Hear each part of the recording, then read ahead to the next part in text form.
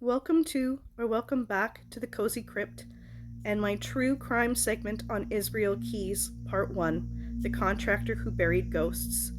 I want to make sure and focus on the victims more than the monster who killed them, and part of my want to do these segments is that Israel Keys himself has admitted how much he truly hates the idea that he would one day become part of a podcast or a crime show. His crimes were absolutely horrific, horrible. The families that he did this to have been destroyed. He's hurt so many people and likely has hurt or injured many more.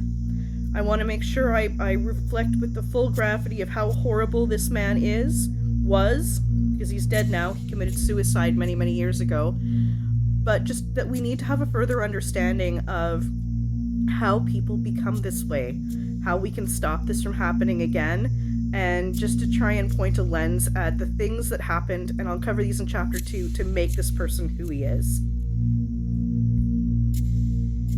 This is video of the last time Samantha Koenig is ever seen alive.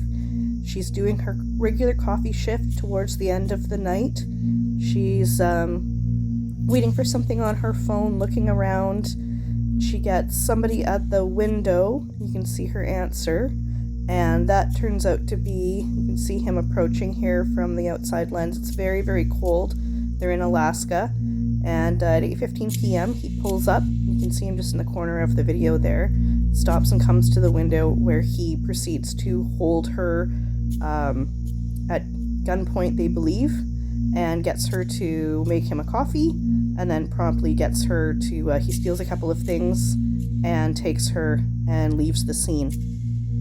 It's incredible that she has the overall ability to think clearly enough to leave her phone at the site, which is a huge hint for people that something is wrong, because she is not the kind of person who would leave her cell phone, and it's a really good tip for her family and friends that something is very wrong. She hasn't just gone away, she hasn't run away, she's not at a friend's house. Something is very wrong. You can see him here reaching through the window, and this is the last time she's seen alive, unfortunately. He comes through, grabs her, and exits. And that is the last time anyone sees her. And this video can't see very clearly, make out that it's Israel, but we know now that it is, of course. And he takes her out. You see him guide her. This is so chilling. It's so unbelievable. Guide her out to his truck, and away they go. You see the next little bit of the after it's just empty, is her boyfriend coming in a couple of hours looking for her, coming to pick her up. There's her cell phone that she leaves on. And next person to come is her boyfriend, who comes looking for her after phoning her and not being able to find her. He's phoning her cell phone, and of course it's still inside the coffee shed. So they start looking for her. There's interviews. Here she is. She's so beautiful. Here's her father. They were very close. Here's her as a small child. And her family was just devastated by her loss. There are interviews with them when they were looking for her before they understood that she was, there's the boyfriend who was originally the suspect, her and her father. Before they really understood that she had been kidnapped, they did ask the boyfriend for some information, but he, of course, was very clearly cleared, and they determined that he was not involved at the time. I believe he had a solid alibi. Her and her father again. So here's the coffee shack as it appears, and very cold. February in Alaska, it would have been absolutely freezing out. There's the boyfriend again. So 8:30 p.m. and there's another video of him coming to the kiosk and checking, looking for her, and just there's nothing inside. It's all closed up and all lit out, but he figures out pretty quick that her cell phone's still there, which is enough of a tip to give them that they need to be looking into what happened to her. And as they do, as they find more information out and they start to go on social media and start to campaign to try and find her, her boyfriend receives this text message from her phone, or from her. And obviously this was sent by Israel to try and make people think that something else had happened to her, that she's just gone and she's busy doing something else. She's gone to a girlfriend's house, something else is happening, and not that she is most likely already dead. 3 a.m., still looking for her, still no sign of her. Here's her boyfriend again. And they just keep on. Everyone's trying everything they can to see if they can find her, to find out if she's out there somewhere, and if this is just a red herring until the next day. So February 2nd, that's the next day after she's gone missing, they start to collect, to try and do search parameters to try and find her. This is the 911 call that they make, trying to find her, trying to get the police involved in looking for her, and they file a missing persons, and it's of course reported that she is not where she's supposed to be. So coming into this is some footage of the initial day when they're still looking for her. They're doing public searches, they're setting out missing posters. Her entire community came out to help look for her. They all know her. It's a very small community. You can see the green ribbons they're all wearing, that they're trying to find her. They had the FBI involved pretty much from the get-go. These interviews, I had the sound in them originally, but I didn't want to just take other people's work. I wanted to do my own dub over and really get my own opinion and my own information out. But these were all part of the news, so I could have used them as fair use, but I didn't want to do that. So here's all of the people from where she's from gathering together, trying to look for her. But of course, in the snow and the ice, it would have been very, very difficult to try and do any kind of search. The FBI getting involved, of course. There's FBI agents and everything. If you look up, so the FBI actually has a repository for all of its files called the Vault. You can look up information on Israel Keys, and there's actually the full, all of the transcripts of all of his interviews. I've posted his interviews on my YouTube channel in case you want to see the full thing. They are long, and the man is full of a whole lot of crap. So, they figure out that they find him on the security photos. That's him at the Home Depot across from the coffee place where he was buying supplies. One of the main reasons that I featured this particular crime first is this is the one that actually gets him caught. He gets sloppy. He doesn't, he's normally very, very, very diligent. They find out this white truck. Their only problem with that is that there's a lot of white trucks in Anchorage, Alaska. Here's a picture of all of the white trucks in Anchorage, Alaska.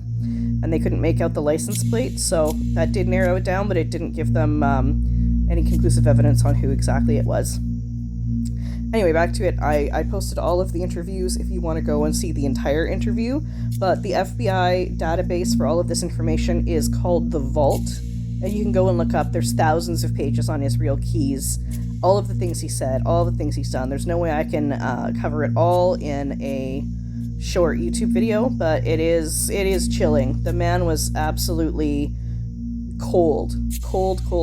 He did not have a care for anyone. He did not feel any remorse for anything he might have done. He was just absolutely cold, and he said if he had not been caught, he would have kept going. He had plans for quite a bit more than he did, and they were preparing to try him for 3 murders. They believe he's done upwards. So this is the ransom letter. Sorry to jump back and forth.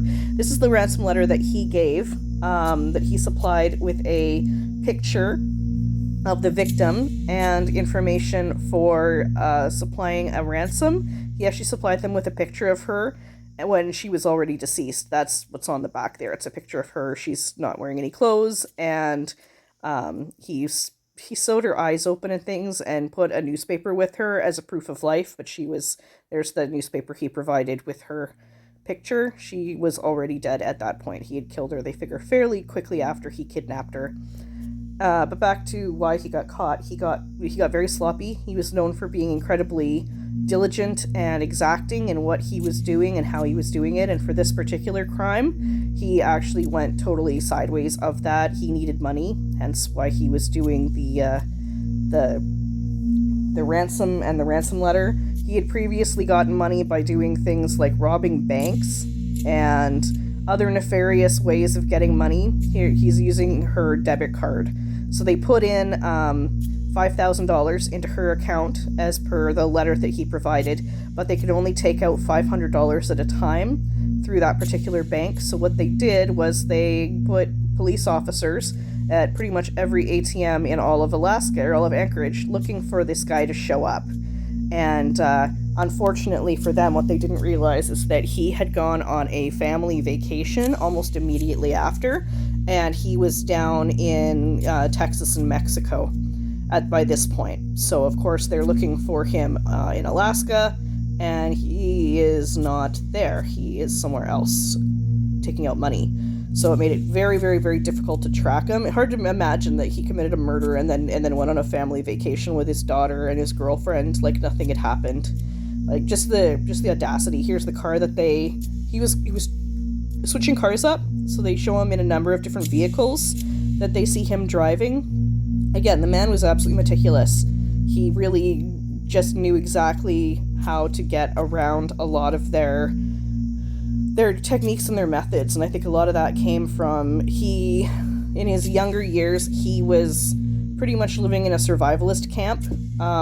They very, very, very backwoods upbringing, very religious. They were part of a foundation called the Ark. There was a group of survivalists, and then he went into the military. So he had a lot of history that led to him knowing kind of exactly what to do and how to do it and where to go. There's where he was. There's some of the different ATMs he used. So he really was moving around on this vacation, taking money out all over the place, which made it very, very, very difficult for them to track where and what was going on. And they did get some blurry images from some of the bank machine stuff. There's the vehicle he was driving down in, I believe, Mexico.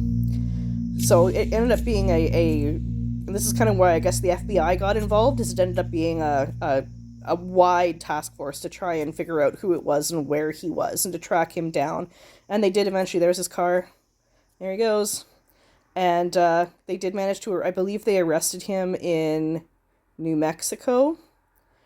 When they finally did capture him, there's video in here of his arrest, of them pulling him over and arresting him, pulling him out of his vehicle. But I think he was in New Mexico when they arrested him. He just, how? This is something I've never understood.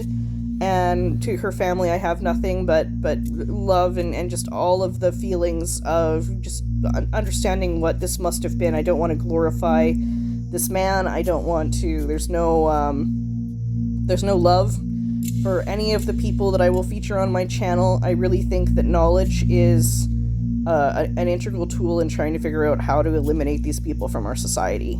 And he was such a, I guess, an interesting case because he was so normal. Everyone that knew him said he was, a little bit of a loner, a little bit, but I think in Anchorage, Alaska, that's probably not particularly unusual. But, he worked as a contractor. Everyone who had him work for them had nothing but good things to say about him. He managed to carry on a couple of long-term relationships. He had a daughter. He had a mother. It's actually part of his deal when he got arrested was to protect his daughter, so her whereabouts and her identity wasn't ever known, so that she wouldn't have to be part of the gong show that was what came after.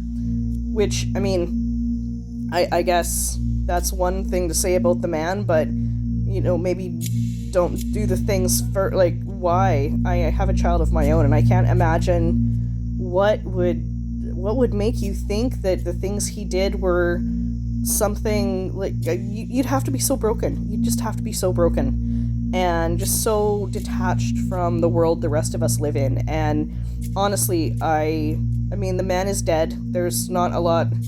He is, whatever you think of what happens to us when we meet our maker, he's there and he's in it.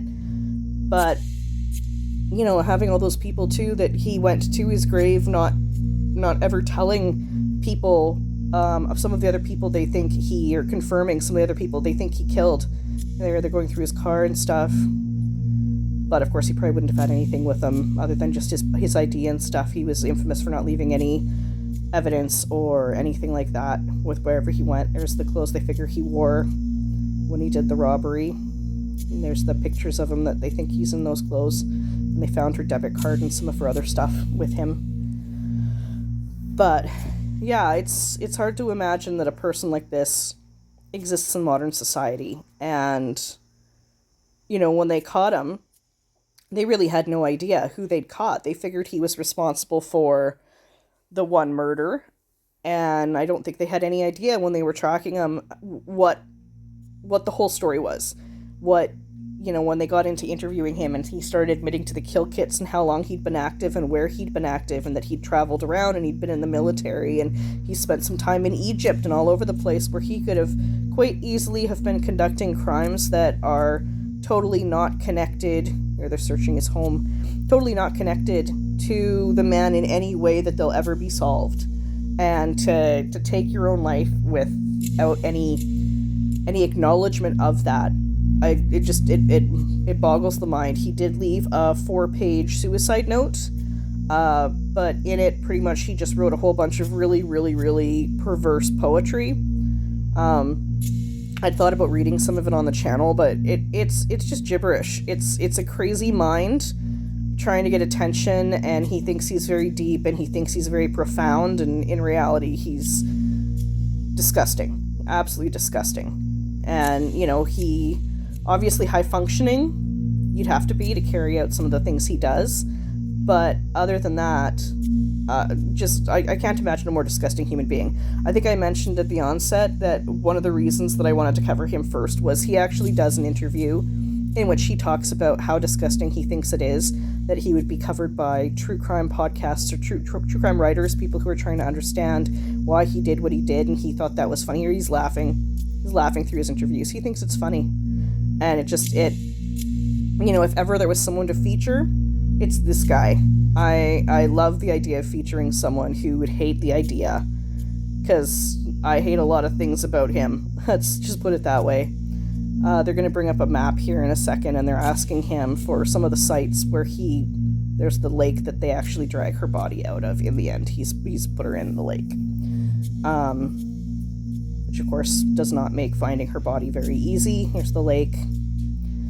So they have to go and try and find her in that. There's some photos coming up of them trying to figure out where her body is located and recover her body. They have said that they think he also had kill kits in a number of locations that he had never used that were still sitting there waiting. He would go and he would bury the kill kits years and years before he would use them often. And he never had a person he stalked. He never had an MO or a type, because he was completely and totally about convenience and opportunity. He would look for somebody in a place that he felt he was ready and had the resources to strike, and that was it. That was all he needed, and he would take, and I mean, that's when he was operating, that's most definitely one of the more terrifying facts about it, is that he would take anybody. He really just didn't care. Here's the memorial. Such a beautiful girl. She was 18 when she passed away. Just, it's unbelievable to imagine that, that he felt that he had the right to take the life of someone so young. And just such a, everyone speaks so kindly of her, and she's so loved in her community. And he took that from the world, and for no other reason than he was broken inside. That's the only thing I can really think of in my head. It's something that I've done a lot of reading on. I'm well aware of the fact that the brain can do interesting things, and in a lot of these cases, there's a lot of evidence that their brains just work differently than the rest of ours. But to snuff out a beautiful young life and do so and think it's funny, and just the impudence and the coldness he exhibited through the entire case, it's unimaginable. It's unbelievable to me. And you look at him and he looks smug. Kind of want to punch him in the face, to be completely honest. Just that look. He's just dead in the eyes. There he is in the footage that they found. Just unimaginable.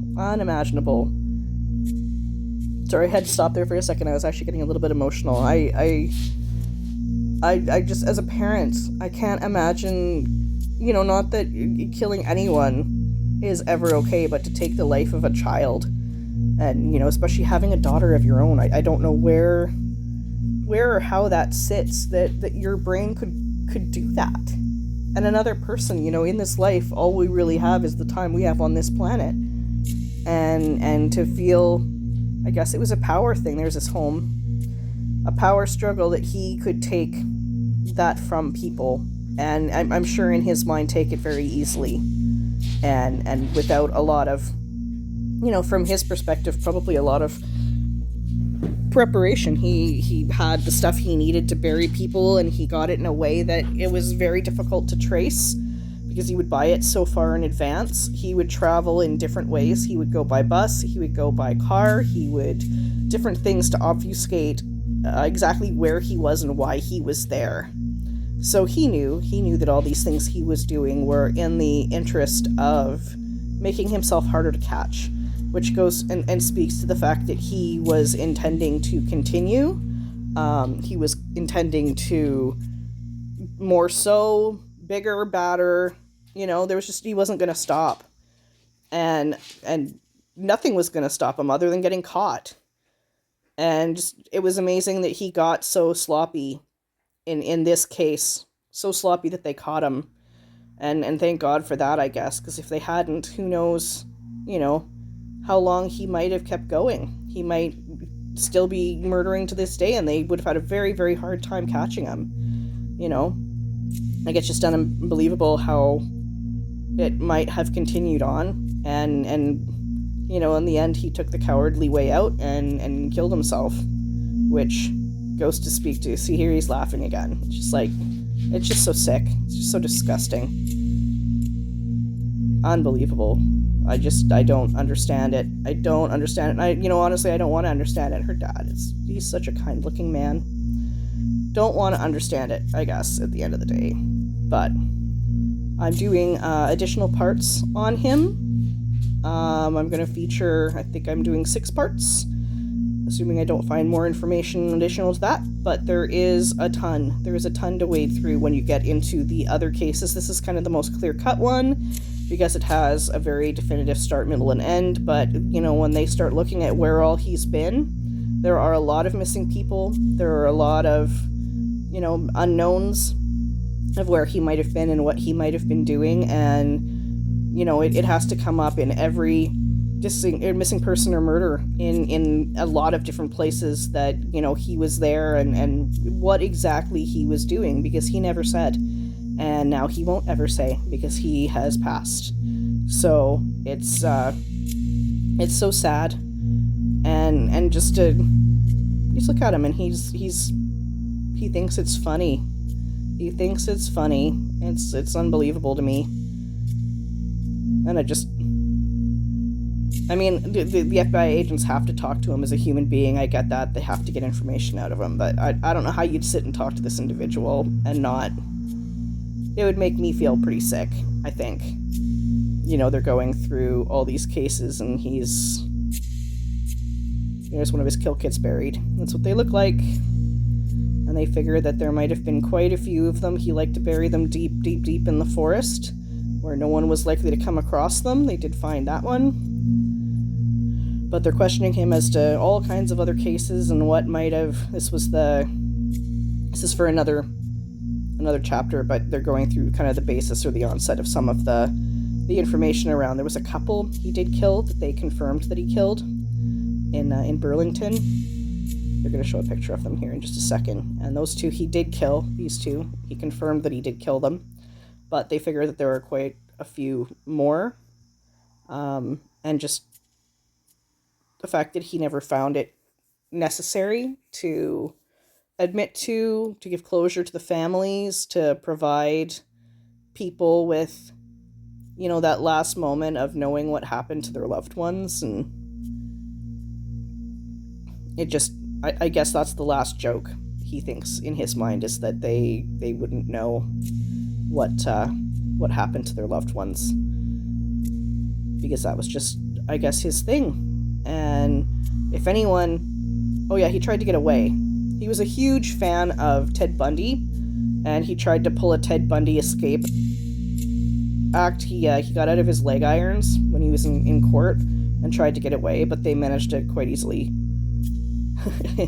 grab him, and he did not manage to get away. He tried, but it didn't happen.